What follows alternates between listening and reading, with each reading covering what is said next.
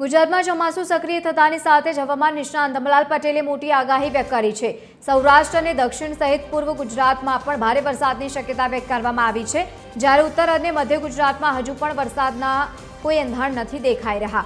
આગામી 23 જૂનથી ચોમાસું આગળ વધશે અને 29 જૂનથી લઈને 7 જુલાઈની વચ્ચે ભારેથી અતિભારે વરસાદી માહોલ જામી શકે છે।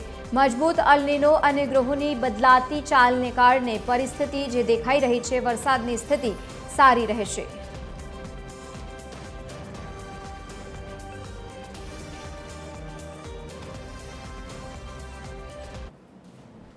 ઓગણત્રીસ જૂનથી 7મી જુલાઈ વચ્ચે ગ્રહો સાનુકૂળ છે, નક્ષત્રમાં પણ સાનુકૂળતા છે, એટલે સૌરાષ્ટ્રના ભાગોમાં વરસાદ સારો આવશે, ગુજરાતના અન્ય ભાગોમાં પણ વરસાદ સારો આવવાની શક્યતા રહે છે। ઉત્તર ગુજરાતના ભાગો, મધ્ય ગુજરાતના ભાગો, પૂર્વ ગુજરાતના ભાગોમાં વરસાદ આવવાની શક્યતા રહે છે।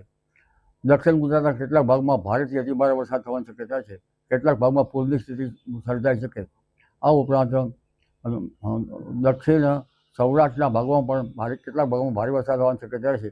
સૌરાષ્ટ્રના ઘણા ભાગોમાં વરસાદ આવવાની શક્યતા રહેશે અને ઉત્તર ગુજરાતના કેટલાક ભાગોમાં તો લગભગ પૂર્વ ગુજરાતના ભાગો, મહીસાગરના ભાગો અને